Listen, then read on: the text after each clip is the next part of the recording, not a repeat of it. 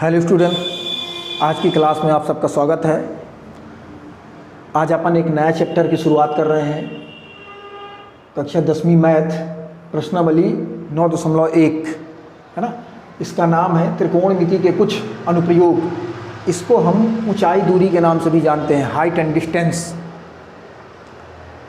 पिछली क्लास में हम 8 अध्याय पूरा समाप्त किए थे। आज 9 स्टार्ट कर रहे हैं, 9.1। तो आइए कुछ इसके कॉन्सेप्ट के बारे में जानते हैं। इसमें ये 4 चीज़ें आती हैं।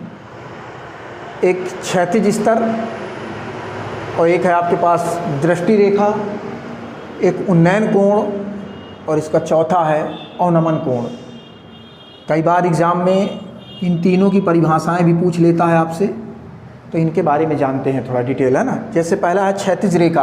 क्षैतिज आपने फिजिक्स से भी पढ़ा होगा, सुना होगा विज्ञान में।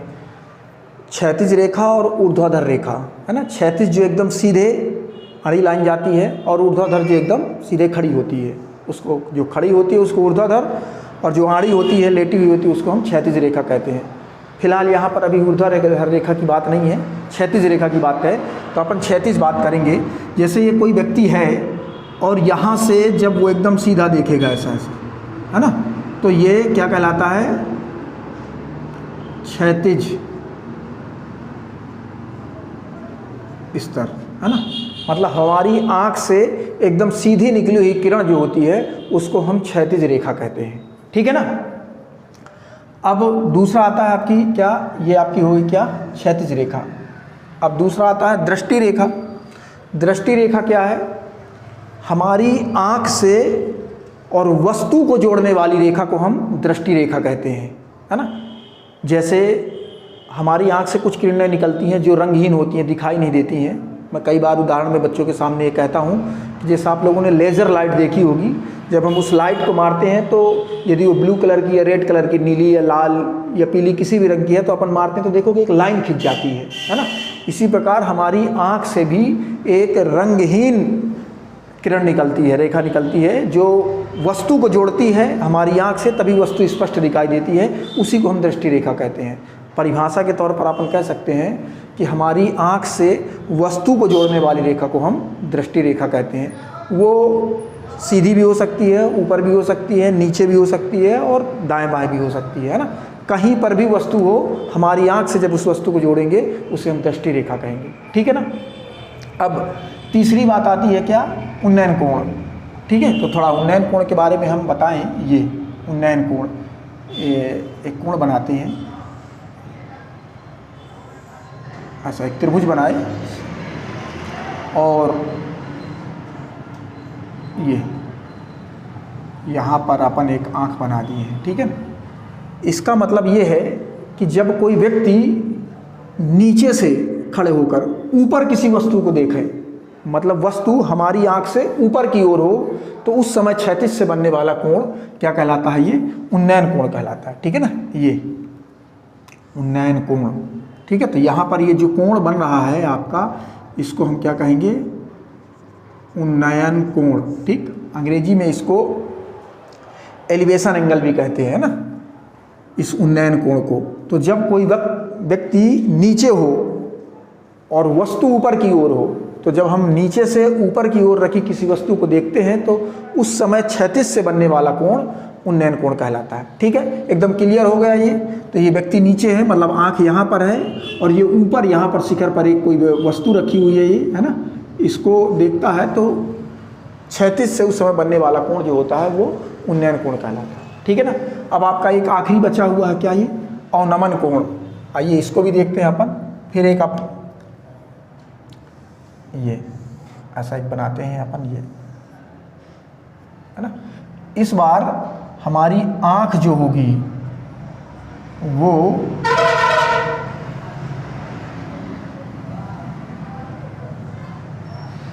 ऊपर होगी, ठीक है ना।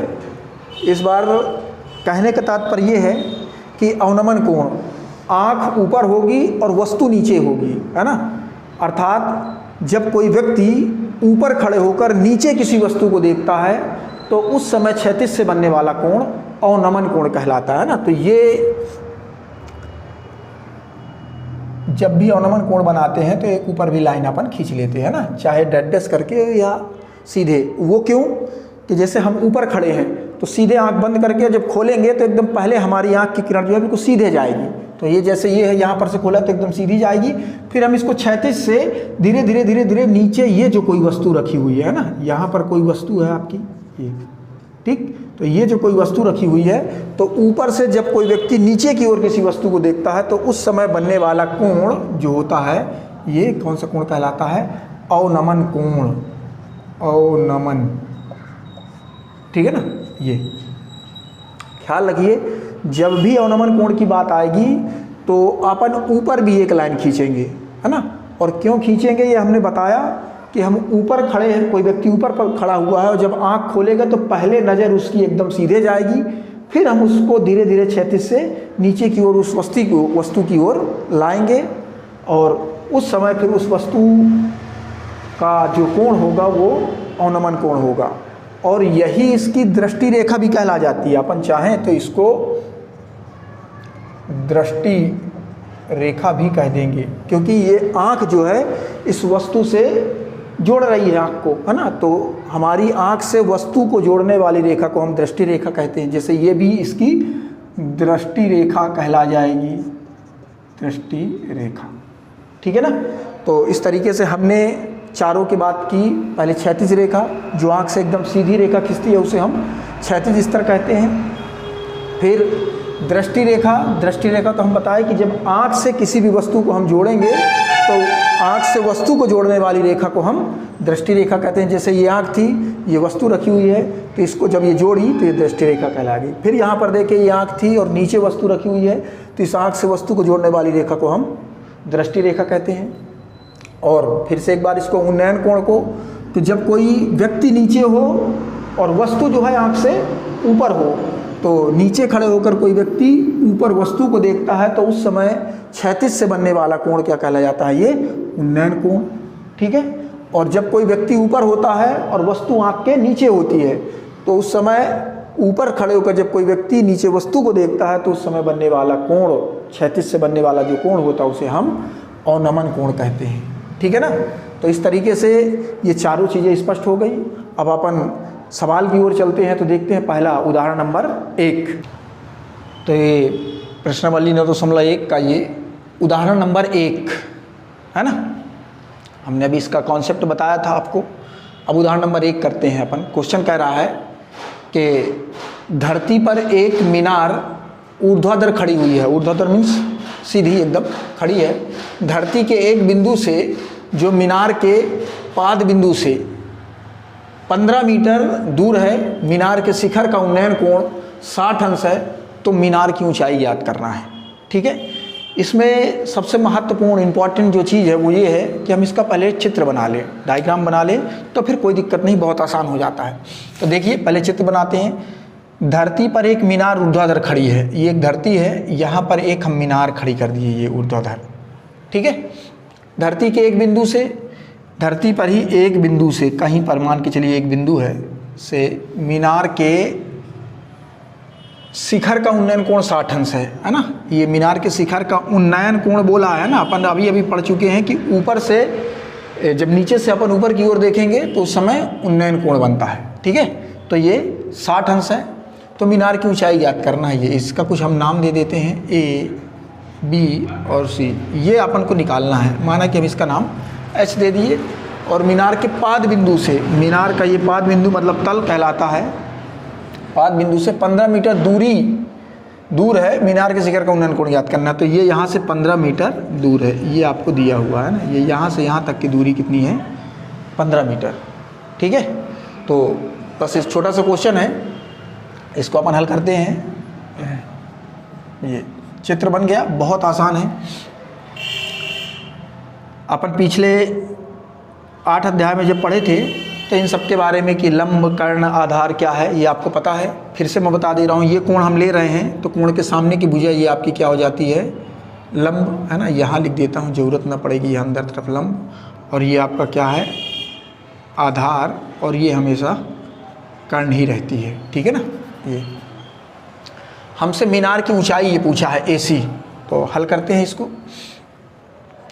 त्रिभुज ABC में, है ना, क्या क्या दिया है ये अपन लिख लेते हैं। इसका आधार जो दिया है ये BC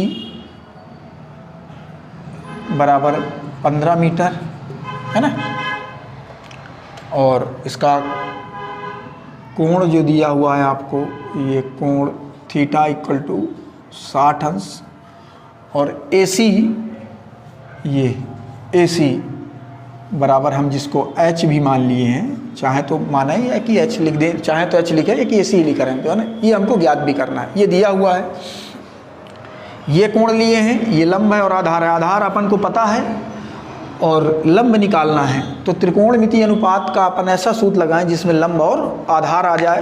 तो टेन थीटा और कॉट थीटा भी होता है, अपन पहले भी इसको पढ़ चुके हैं, लिख सकते हैं। ये अपन को पता है कि लाल बटे कक्का, है ना, ये आपको ये पता है सब, लंब बटे कर्ण, आधार बटे कर्ण, लंब बटे आधार। आपको ज़्यादातर 90% क्वेश्चंस में, प्रश्नों में आपको टेन का ही उपयोग करना है, कहीं कहीं पर साइन और कॉस का भी करना है, ठीक।